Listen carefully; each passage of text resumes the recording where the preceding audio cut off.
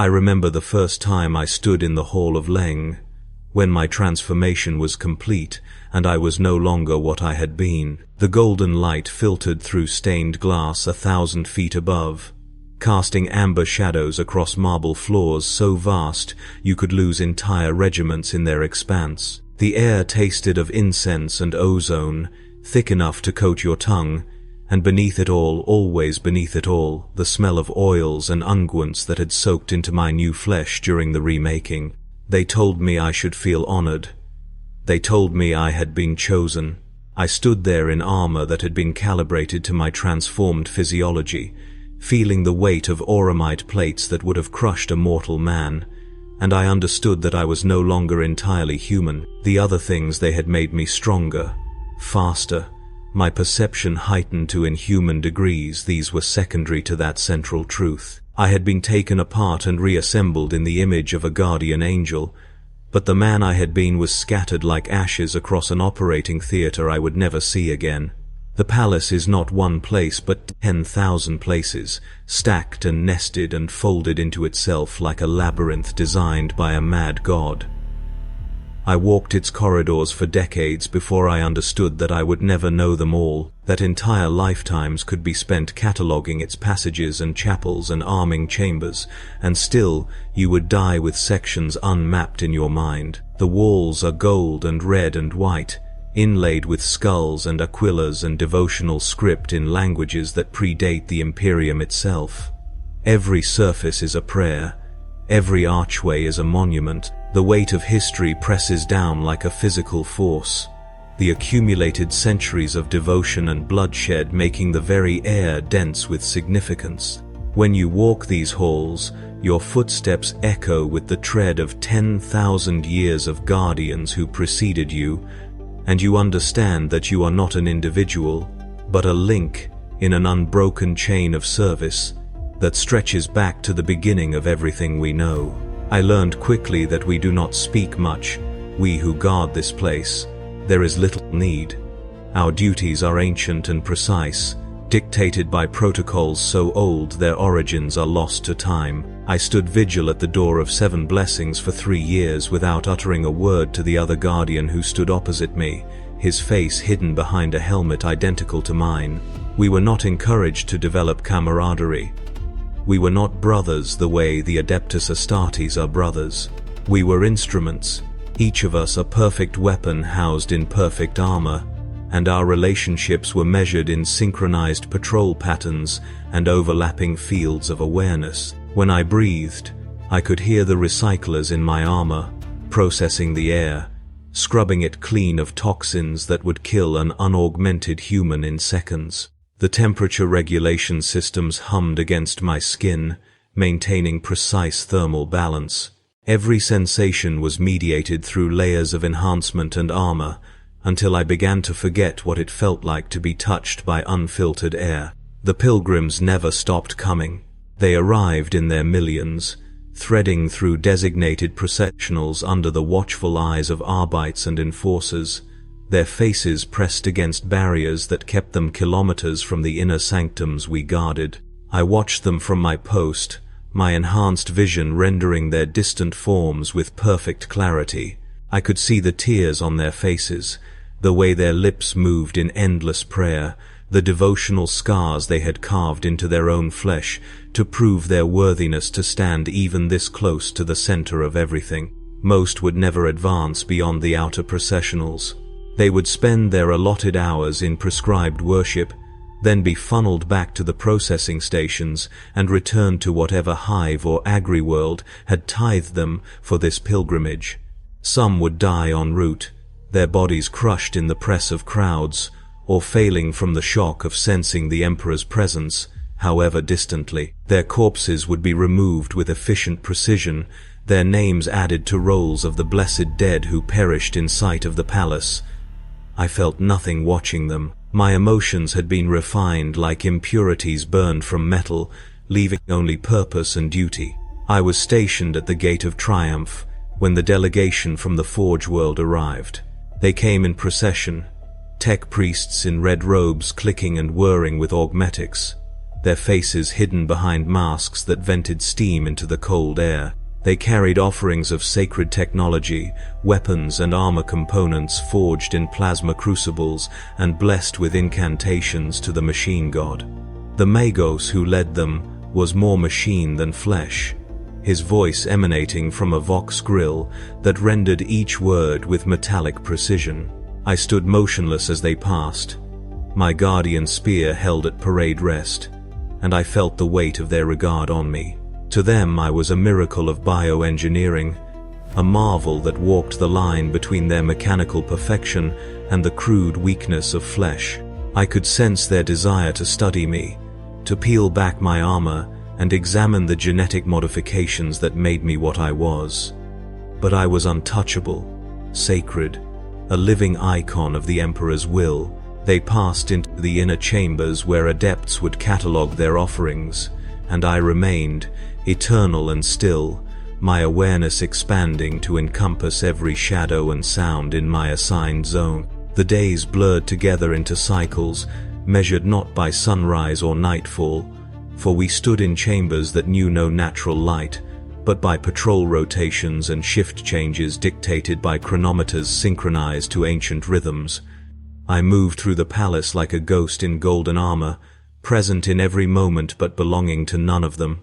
I witnessed ceremonies of elevation, where mortal officials received their appointments from robed administrators who spoke in monotone voices, reciting credentials and authorities with bureaucratic precision. I stood guard over vaults containing relics whose names were forbidden to speak aloud, weapons and artifacts that radiated subtle wrongness even through layers of stasis containment. I walked processionals where servitors endlessly cleaned floors already spotless, their lobotomized minds content with repetitive labor that would continue until their augmetics failed and they were replaced by fresh converts. The machinery of the palace was vast beyond comprehension, requiring millions of menials and tech adepts and scribes to maintain, and I saw them all as I might see insects necessary, industrious, insignificant.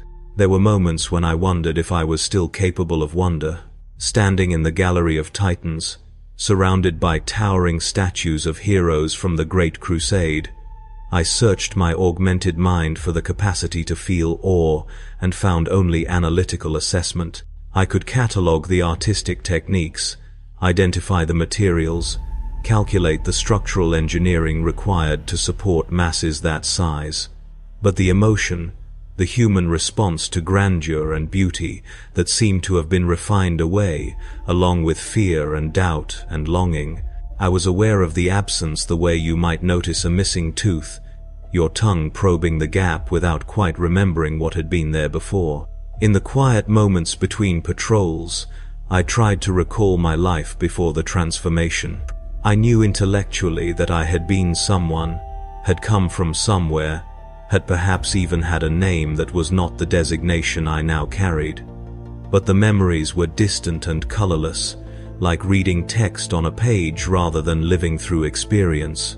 They had not erased my past so much as made it irrelevant, a discarded draft of a person who no longer existed. I learned the true nature of our vigil slowly, through observation and inference rather than instruction. We guarded not just against external threats, the cultists and assassins and xenos who might penetrate the palace's outer defenses, but against something far more insidious. The palace sat atop the Imperial Webway project, the Emperor's great work that had been broken and compromised 10,000 years ago. Beneath our feet, held back by ancient wards and constant vigilance, pressed the forces of the warp itself. I could feel it sometimes, on extended vigils in the deeper sanctums, a pressure against the back of my mind like water pushing at a dam. The temperature would drop inexplicably, frost forming on golden walls that should have been climate-controlled to perfection.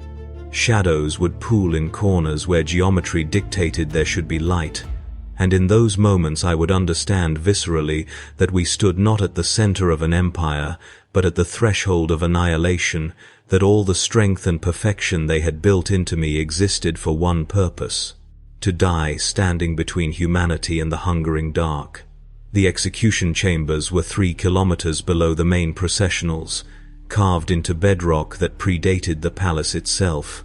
I was assigned there for a period of years, standing witness as the Imperium's justice was enacted upon those deemed irredeemable. They brought them down in chains, prisoners who had committed crimes so severe that even lobotomization was considered too merciful. Heretics who had communed with the ruinous powers. Administratum officials who had falsified tithe records. Tech priests who had deviated from approved patterns. Officers who had failed their duties. The variety was endless, but the outcome was always the same. I watched them die in ways calculated to erase every trace of their existence, their bodies rendered down in plasma furnaces or fed to bioprocessing units that would convert their constituent atoms into nutrients for the palace's hydroponic gardens. There was no drama to it, no speeches or final revelations. They were led to their designated termination point, the sentence was carried out, and the chambers were sanitized for the next group. I felt nothing watching them burn. My purpose was not to judge or to feel, but to observe and ensure the process was completed correctly. Still, something in the back of my enhanced mind kept count, tallying the thousands who passed through those chambers during my rotation, and I wondered if that compulsion to remember was a remnant of whatever humanity had been refined away. I was standing the long vigil at the Chamber of Reflections when I first heard the singing. It came from somewhere deep in the palace's infrastructure, a wordless melody that seemed to resonate through the walls themselves. My enhanced hearing isolated it immediately, tracking harmonics and analyzing frequency, but I could not identify a source.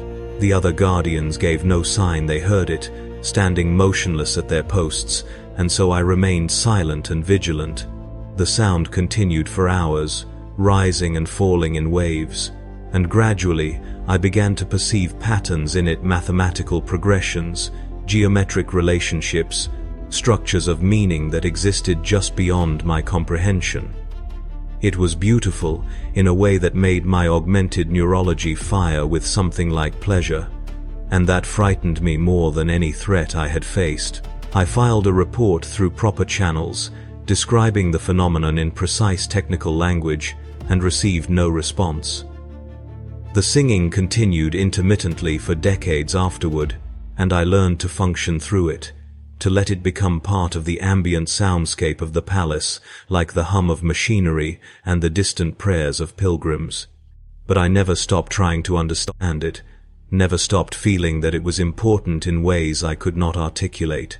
The palace rotates. Not physically, it is anchored to the bedrock of Terra, immovable and eternal, but metaphorically, functionally, its emphasis shifting with the currents of imperial politics and the demands of galactic war. For a decade, the southern processionals would be busiest as delegations from one segmentum received priority.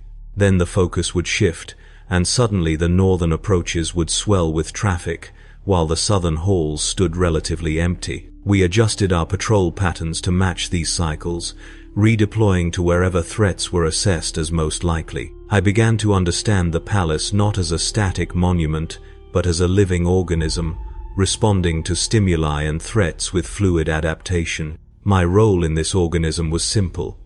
I was one cell among millions, specialized for a particular function, replaceable despite my enhancement and training. The thought brought no comfort and no distress. It was simply true, and truth required no emotional response. I saw him once, from a distance of 3 kilometers, through 7 layers of security and shielding. The master of mankind, the emperor of humanity, enthroned in gold at the center of everything we guarded. I was part of a rotation, assigned to the outer approaches of the Sanctum Imperialis, as close as most of my order would ever come to the throne itself. Even at that distance, filtered through my helmet's optics and layers of protective wards, the psychic presence was overwhelming. My augmented mind recoiled, unable to process the sheer magnitude of what I was perceiving. It was like staring into the heart of a star, blinding, incomprehensible, absolute. I felt my genetic modifications straining, every enhancement pushed to its limits, just to remain functional in proximity to that presence. My armor's systems screamed warning runes, temperature spikes, and radiation alerts cascading across my vision. And through it all, I felt what might have been recognition, or perhaps just the echo of whoever I had been before the transformation, some buried fragment remembering why we had consented to this in the first place. When the rotation ended and I withdrew to the outer zones, I spent days in meditation trying to process what I had experienced. I never fully succeeded. The memory remained, bright and terrible and sacred, a reminder of what we served and why our service required us to be something more and less than human. The betrayals, when they came, were always internal.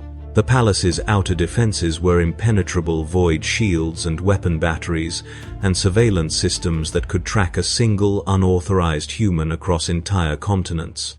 But the true threats emerged from within, from those who had been trusted and who had rotted from the inside.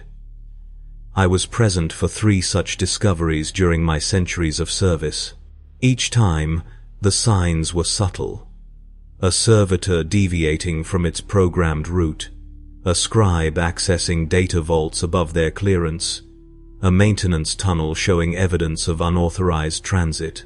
We would investigate with methodical precision, tracking anomalies until the corruption was exposed. The infected individuals were always surprised when we came for them, as if they had forgotten that nothing in the palace went unobserved. They would protest their innocence, or claim they had been following orders, or sometimes simply laugh with the manic humor of those whose minds had been twisted by influences they did not understand. We extracted them cleanly, without fuss or violence unless necessary, and delivered them to the appropriate authorities for interrogation and judgment. I never learned what became of most of them. My function ended with their capture.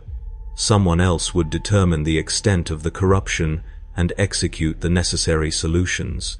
I was reassigned frequently, moved through the palace's countless zones according to algorithms I did not understand and was not meant to question. I stood vigil in observation galleries where astropathic communications were received and translated, the air thick with incense meant to ward off warp influence. I guarded biovaults where genetic samples of every citizen in the Imperium were theoretically stored, though I knew the collection was incomplete and growing more so with each passing year. I patrolled the scriptoriums where millions of scribes recorded the data of Empire, their hands moving in endless transcription, while servitors carried scrolls and data crystals through vaulted chambers that stretched beyond sight. I witnessed audiences where planetary governors knelt before high lords and received commendations or condemnations delivered in voices devoid of passion. I walked the gardens where gene-modified plants grew under artificial sunlight, producing oxygen and nutrients for the palace's upper levels, their leaves brushing against my armor with whispers like prayers. Each assignment was temporary, each post a waypoint in an endless rotation that would continue long after I was gone.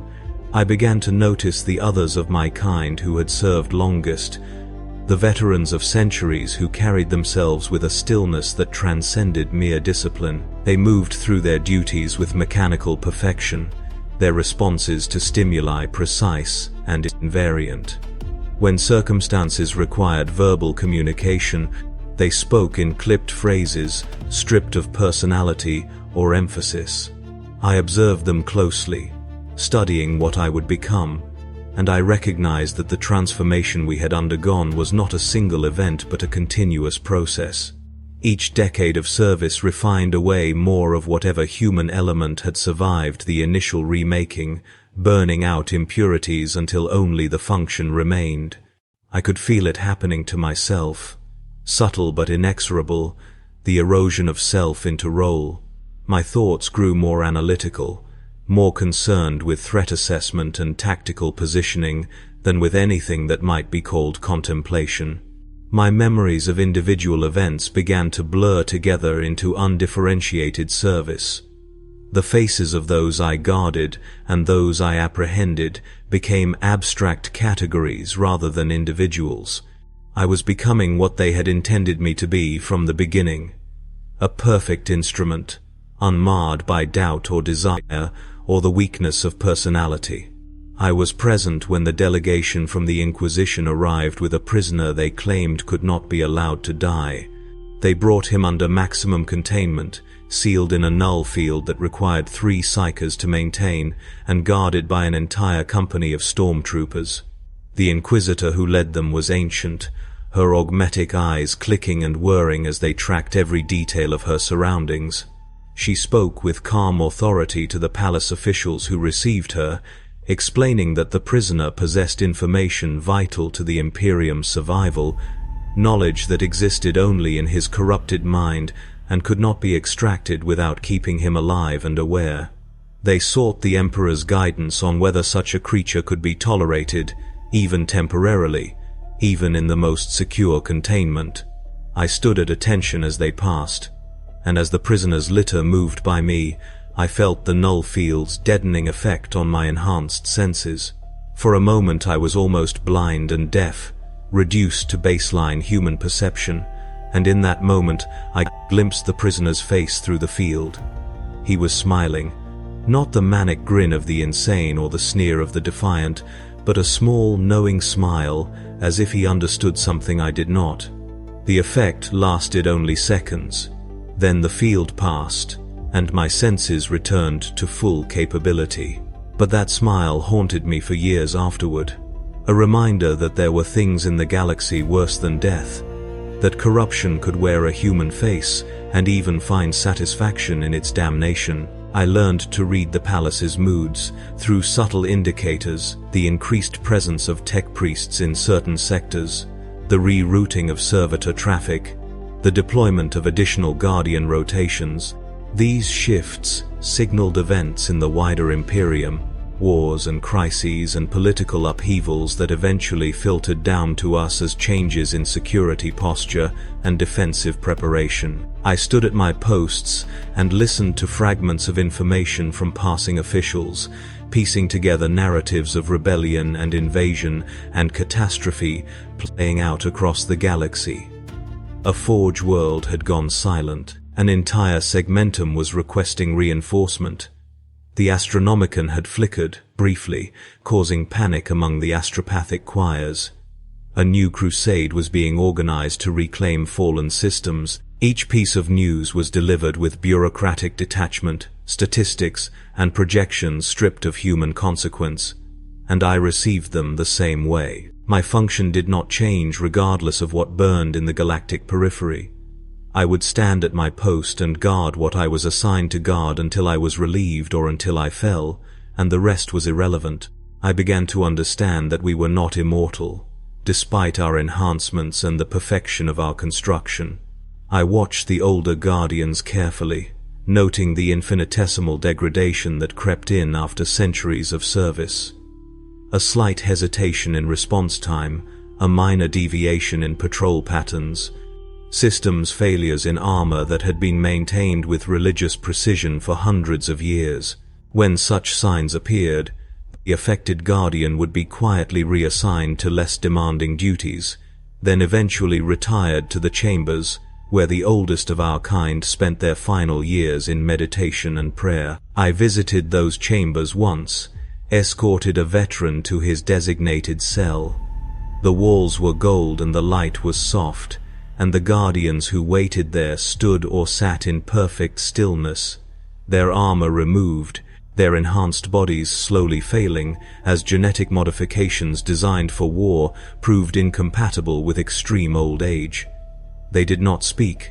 They had nothing left to say. They simply waited for the end with the same discipline they had brought to everything else.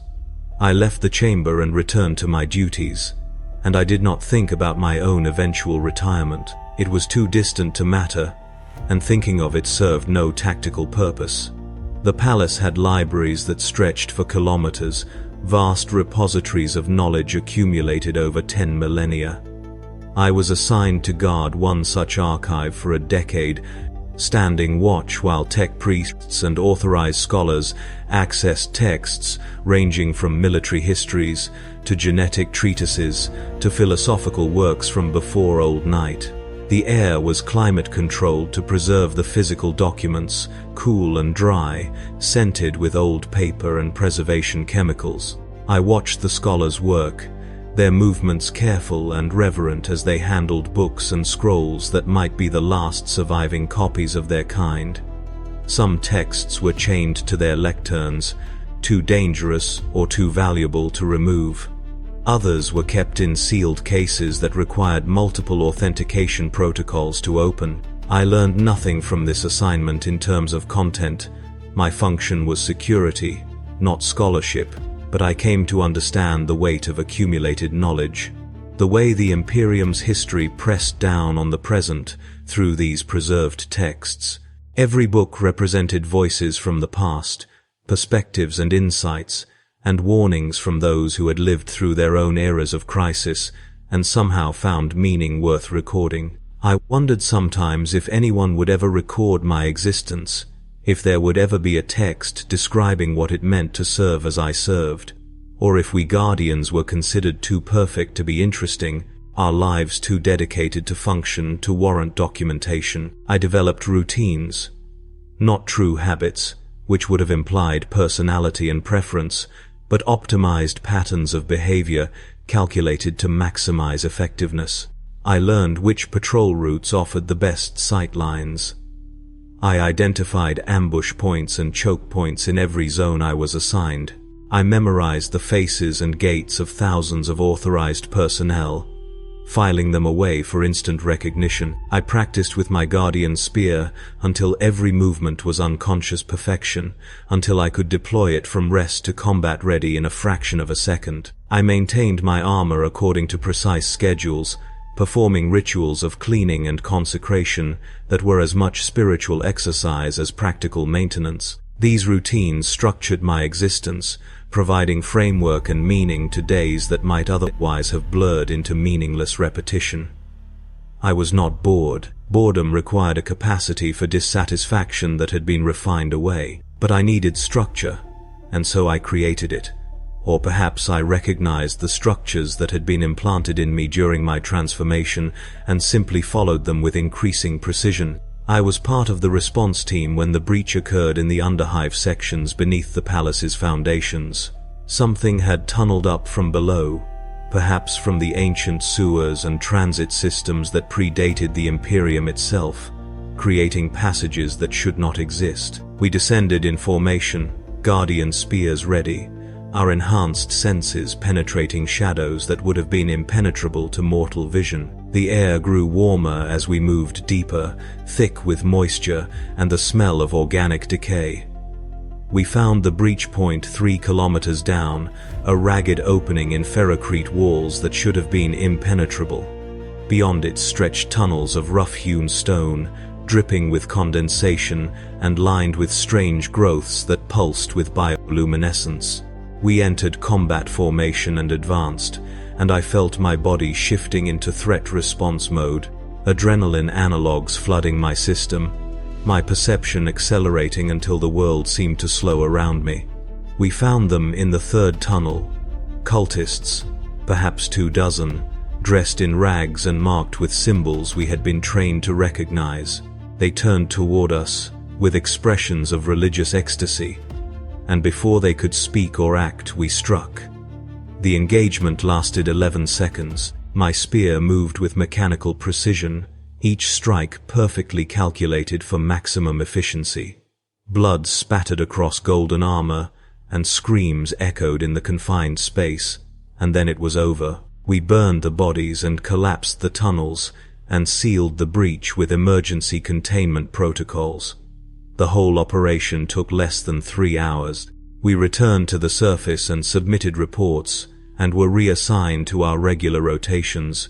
But I remembered the cultists' faces, the joy I had seen there, even as they died, and I wondered what promise had been made to them that made death in these tunnels seem preferable to whatever life they had known before. I stood at the Eternity Gate for a full century, the most prestigious and demanding assignment a guardian could receive.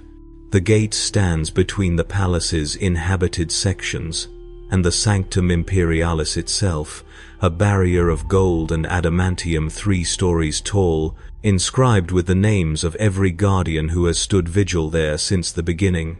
To stand at the Eternity Gate is to declare that nothing will pass while you live, that your death will be the price of any breach.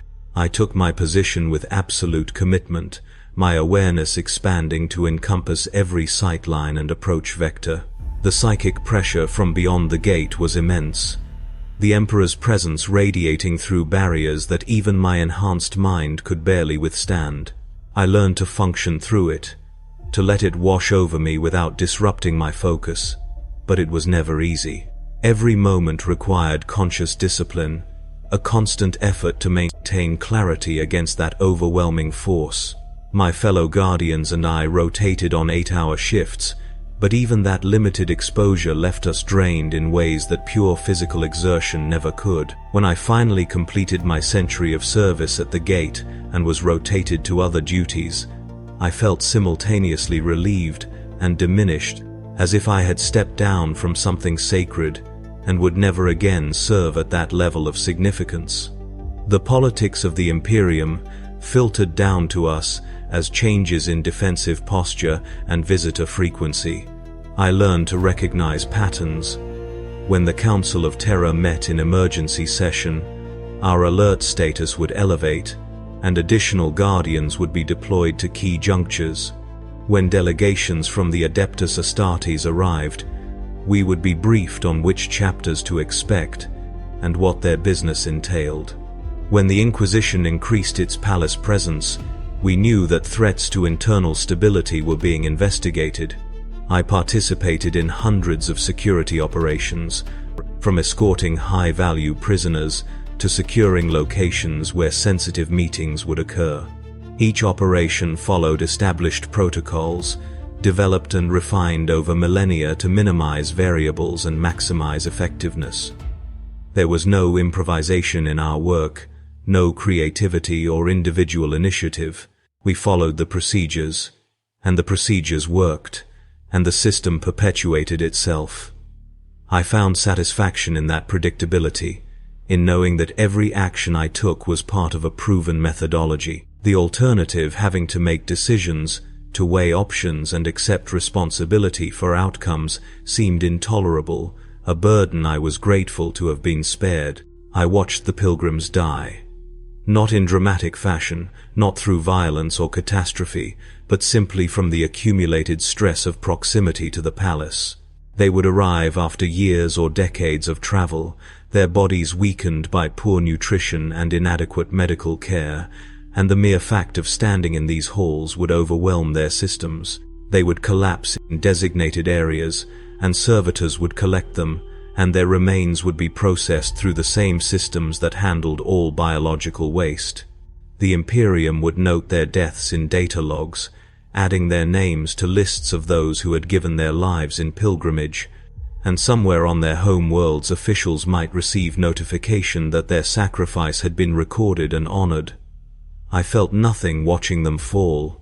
They had achieved their purpose to stand in the shadow of the Emperor's presence, and death was simply the price of that achievement. Many seemed grateful as they died, their faces peaceful, their lips moving in final prayers. Perhaps they found meaning in it that I could not comprehend. Or perhaps they simply lacked the capacity to understand what was happening to them, their minds too overwhelmed to process anything beyond the programmed devotion they had carried from birth. I began to lose track of time in meaningful ways. I could still mark years and decades with precision, but they had stopped feeling like passage, like movement from one state to another. Each century was like the one before it, differentiated only by minor variations in assignment and location. I no longer remembered what it felt like to anticipate the future or to reflect on the past with anything like nostalgia. I existed in an eternal present tense, executing my function with perfect precision and no deeper consideration. The other guardians showed similar effects, and I understood that this was the natural endpoint of our enhancement. Not immortality exactly, but a kind of escape from temporality, a state where change became irrelevant because identity had been rendered invariant. We were not individuals growing and evolving, but functions being performed, and functions do not age so much as degrade from repeated use. I felt my body still operating at peak efficiency, my reflexes unchanged, my perceptions undiminished. But something essential had been lost, some quality of experience that I could no longer name, but whose absence left me feeling hollow in ways I could not articulate, even to myself. I was reassigned to the deep archives, the levels where the oldest and most sensitive materials were stored. The temperature was maintained at near freezing to preserve the documents, and the air was dry enough to crack skin. I stood at my post for decades, watching tech priests access materials under strict supervision, their breath forming clouds in the cold air. The documents they retrieved were sometimes thousands of years old, records from the Great Crusade and earlier, texts whose very existence was classified above my clearance level. I saw fragments of information, glimpses of past eras through the materials that were brought past me. Deployment orders from the early Imperium, genetic modification protocols from before the heresy, sealed communiques from Primarchs, whose names I had been conditioned not to recognize. Each document was handled with extreme care, and each retrieval was logged with obsessive precision. I understood that I was guarding not just paper but memory itself, the Imperium's institutional recall of who it had been and how it had come to this point. The responsibility should have felt weighty, significant, but it registered only as another assignment to be completed with proper diligence. I participated in the execution of a High Lord who had been found guilty of sedition. The trial had lasted years, conducted in absolute secrecy, and the verdict was delivered by a tribunal whose authority derived directly from the highest levels of imperial government. My role was purely procedural.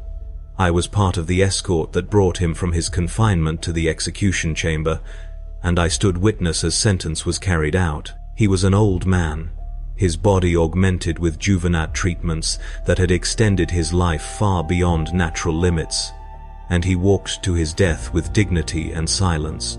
The execution was swift and clinical, performed by servitors programmed for exactly this function. His body was incinerated immediately, his ashes scattered according to protocols designed to erase every trace of his existence. His name was struck from all records, his accomplishments were expunged from imperial history. It was as if he had never existed, as if the decades he had served in the highest councils of Terra were simply deleted from the timeline. I felt no satisfaction or disgust at witnessing this erasure. It was justice of a kind, or perhaps simply administrative necessity, the system correcting an error in its operation. Either way, it was not my place to judge. I began to notice that my dreams, when I had them in the brief periods of rest my body required, were all identical. I stood at my post in the Hall of Leng where my service had begun, the golden light streaming through ancient glass, and I waited for someone who never arrived. The dream had no narrative, no progression or resolution. It simply was, a static image that repeated itself with perfect fidelity whenever my augmented brain slipped into whatever passed for sleep. I mentioned this once to another guardian during a rare moment of permitted communication, and he acknowledged having similar experiences, recurring dreams of unchanging scenarios, loops of perception without meaning or purpose. We did not discuss it further. What would be the point? Dreams were waste products of consciousness, meaningless fragments, generated by neural processes we did not fully control. That they had become as repetitive and invariant as our waking duties was simply consistency, proof that the transformation had been thorough. I was present in the command center when the reports came in of a major chaos incursion in a neighboring system. The astropathic communications were fragmented and pain-soaked, barely coherent, but the essential facts emerged. An entire sector was under assault, billions were already dead, and reinforcement was required immediately. I watched the High Command staff process this information with practiced efficiency, designating military assets to respond, calculating timelines and logistics, issuing orders that would send millions more to fight and die. Their voices remained calm and measured throughout, betraying no emotion, treating the catastrophe as simply another problem to be solved through proper resource allocation. I stood at my post and recorded the decisions being made, not because documentation was my function, but because my enhanced memory could not help but catalogue everything I witnessed. Somewhere distant, beyond the palace walls and Terra's atmosphere and the vast reaches of space, the war for humanity's survival was being fought in ways I would never witness. My war was here, in these halls, against threats more subtle but no less deadly. Each had our function. Each served according to our design.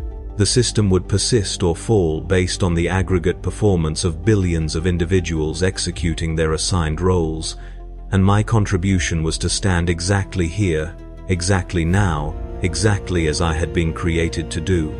I watched a new generation of Guardians complete their transformation and take up their posts. They arrived with the same confusion I had once felt, the same sense of dislocation, as they adjusted to bodies and minds that had been rebuilt from the foundation up.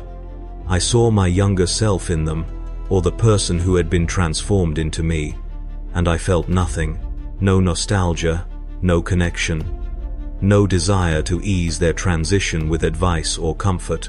They would learn as I had learned, through repetition and discipline, and the gradual refinement of whatever human elements had survived their remaking. Some would serve for centuries as I had, others would fall in their first decades, killed by threats that penetrated our defenses or worn down by the psychic pressure of proximity to the Emperor. Their names would be added to the walls of the Eternity Gate, and new candidates would be selected and transformed, and the cycle would continue. We were replaceable, despite our perfection, despite the vast resources invested in our creation. The system was larger than any individual, and the system would endure. I stood at my post in the Hall of Contemplation, a vast chamber where the walls were engraved with the names of every world that had contributed troops to the Great Crusade. The names stretched from floor to ceiling, covering every surface, billions of designations rendered in script so small that even my enhanced vision struggled to read individual entries. I had stood here for 3 years without incident, guarding a room that saw perhaps one visitor per month, always a scholar or historian seeking to verify some obscure detail of the past. The silence was absolute, except for the hum of environmental systems and my own breathing. I had time here to think, if thinking was what you called the processes that occurred in my augmented mind during these quiet hours. I found myself examining my existence with the detachment of a tech priest analyzing a malfunctioning servitor. I identified the modifications that had been made to my body and cognition. I traced the logic of my training and conditioning.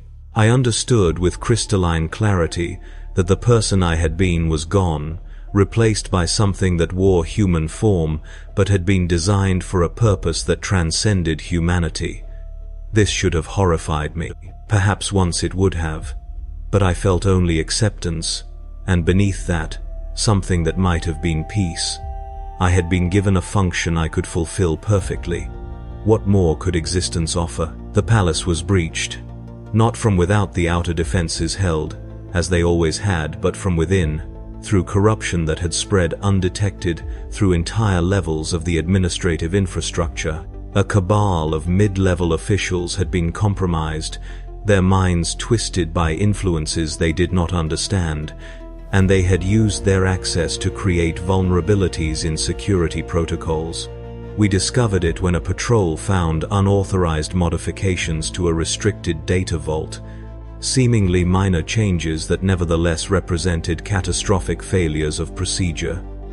The investigation that followed was swift and merciless. We extracted hundreds for questioning, tracking the network of compromise through interrogation logs and behavioral analysis. Many were innocent, their only crime proximity to those who had been corrupted. We detained them anyway, separating them from their duties until their loyalty could be verified beyond question. The guilty, when their corruption was confirmed, were terminated immediately, their bodies disposed of, and their names struck from records. We purged entire departments, replacing staff with fresh personnel whose backgrounds had been verified multiple times. The operation took months and resulted in the execution of over 3,000 individuals. I participated in hundreds of apprehensions, standing witness as people were torn from their lives and judged by standards that permitted no ambiguity. I felt nothing doing this work. They had failed in their duty to remain uncorrupted. The consequence was erasure. The system demanded it, and I was an instrument of that system. I began to malfunction. The signs were subtle at first. Minor calculation errors in threat assessment, fractional delays in response time, occasional loss of clarity in my enhanced vision. I reported these symptoms through proper channels and was subjected to extensive diagnostics. The tech priests who examined me spoke in their clicking binary language, analyzing readouts from instruments connected to my armor and flesh. Their verdict, delivered in flat Gothic, was that my genetic modifications were beginning to degrade after centuries of service. The process was irreversible and would continue until my combat effectiveness fell below acceptable parameters. They recalibrated my armor systems to compensate and assigned me to less demanding duties.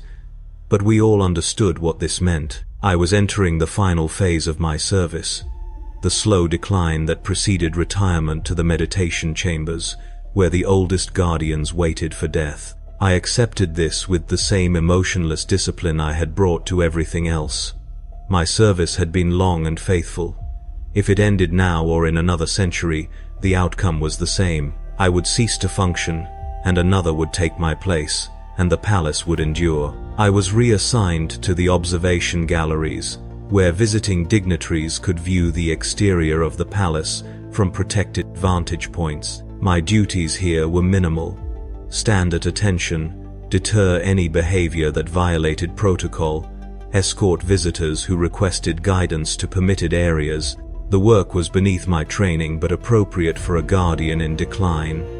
I stood at my post and watched nobles and officials and military commanders gaze out at the palace's golden spires, their faces reflecting awe or calculation, or barely concealed fear. They spoke in hushed voices about the Emperor's majesty and the Imperium's eternal strength, and I heard in their words the same programming I carried, the same devotion to abstractions that justified any cruelty and any sacrifice. We were all instruments serving the same vast machine, differentiated only by our level of refinement and the precision of our function. They believed they had choice, autonomy, the ability to shape their own paths. Perhaps some did, in marginal ways that ultimately changed nothing, but most were as thoroughly programmed as any servitor, executing routines dictated by culture and law and the accumulated weight of 10,000 years of institutional momentum. I dreamed of the singing again, more frequently now as my systems degraded.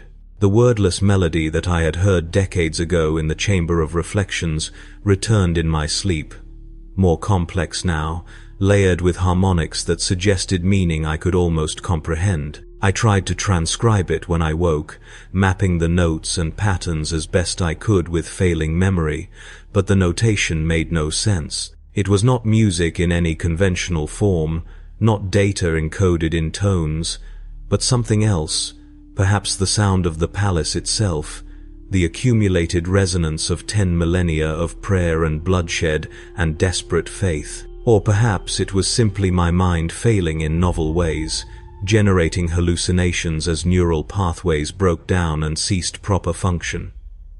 I did not mention these dreams to anyone. There was no point. They would not change my assignment or accelerate my retirement. They were simply another symptom of inevitable decline. I was present at the processional when a saint of the ecclesiarchy visited the palace to receive the emperor's blessing. She arrived with an entourage of thousands, pilgrims and clergy and military escort, her presence causing traffic disruptions across entire districts. I stood at my post as she passed, borne on a litter decorated with gold and crimson, her body augmented with bionics that gave her the appearance of divinity. Her face was serene, beautiful in the way religious iconography is beautiful, perfect and remote, and utterly inhuman. Our eyes met for a fraction of a second, and I saw in her gaze recognition of our shared nature. We were both instruments, both reconstructed from human raw material into forms suited for specific functions. Her purpose was to inspire faith and lead crusades.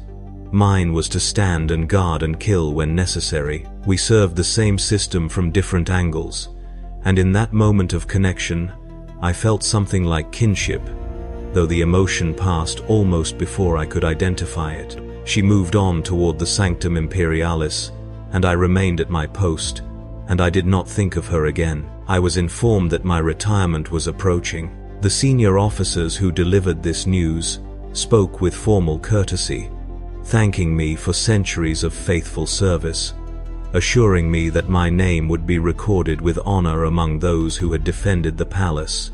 The date was set. 3 months hence, I would be escorted to the meditation chambers and begin the final phase of my existence. I acknowledged the information without comment. There was nothing to say. I had always known this moment would come.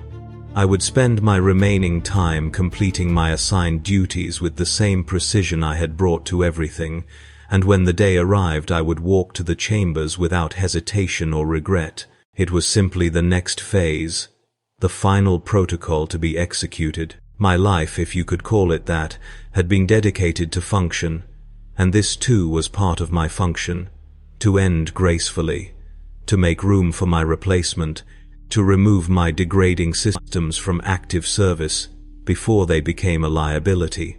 I returned to the Hall of Leng one final time, requesting permission to stand a last vigil in the place where my service had begun. The request was unusual but not unprecedented, and it was granted. I took my position in that vast space, the golden light streaming through ancient glass exactly as it had centuries ago, and I waited. My armor felt heavier than I remembered, or perhaps I had simply grown weaker. My vision was less acute, my hearing less precise. I could feel the degradation in my systems, the slow unwinding of modifications that had sustained me for so long. But I stood at attention with perfect form, my spear held exactly as regulations specified, and I waited. For what? I could not say. Perhaps for the person who had stood here originally to return, the one who had been taken apart and reassembled into me. Perhaps for some revelation, some final understanding of what my service had meant, or perhaps for nothing, because waiting was what I did, had always done, would do until my body failed and I could no longer maintain the stance. The other guardians moved through the hall on their patrols, ignoring me with professional courtesy.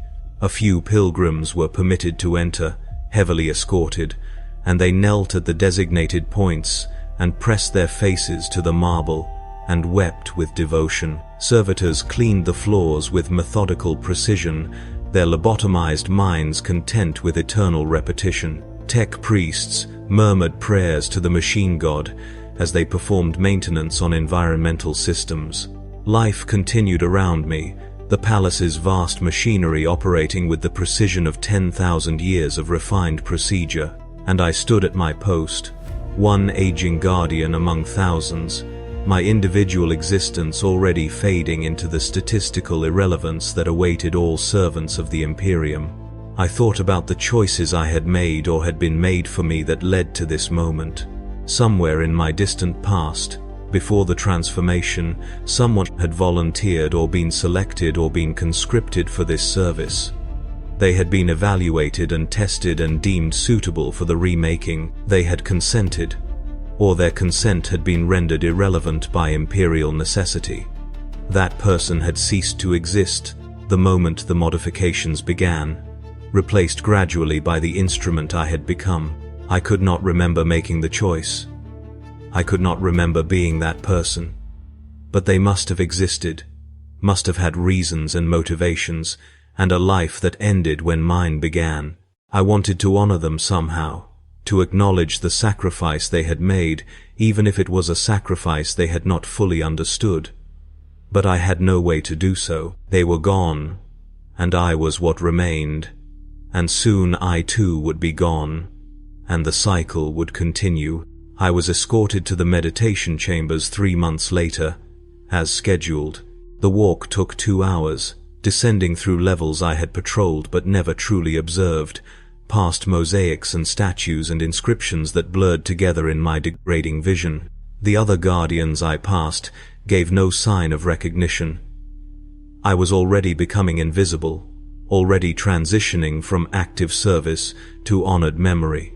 The chambers themselves were exactly as I remembered from my single previous visit. Gold walls, soft light, rows of alcoves where retired guardians sat or stood in eternal stillness.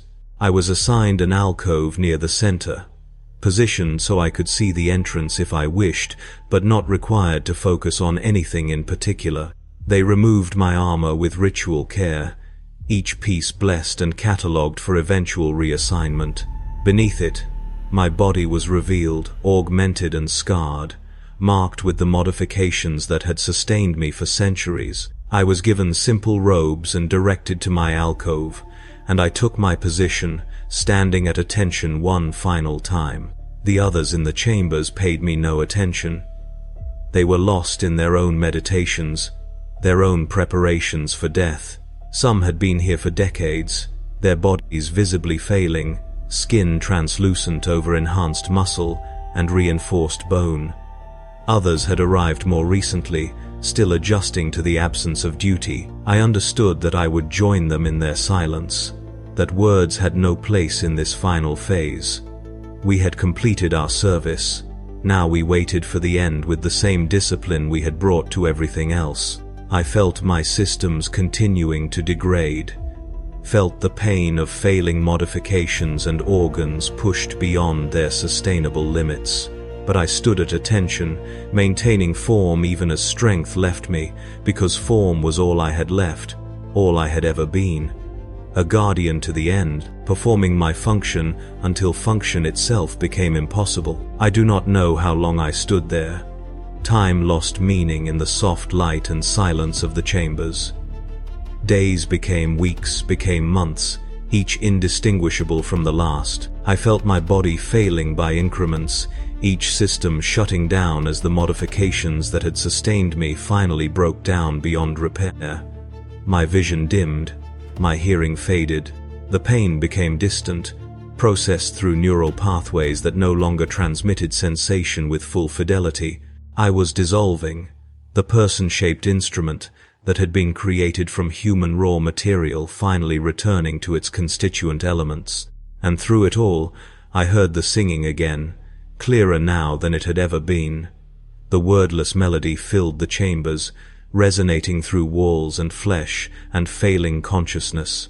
I understood finally that it was not the palace I heard, not some external phenomenon, but the sound of existence itself, the fundamental frequency at which the universe vibrated. It was beautiful and terrible and infinite, and I let it carry me away as darkness closed in and my augmented body ceased its function, and I became, at last, nothing but another name inscribed on a wall somewhere in this vast fortress. One more guardian who had served with absolute faithfulness and received, as reward, the erasure of self into duty fulfilled.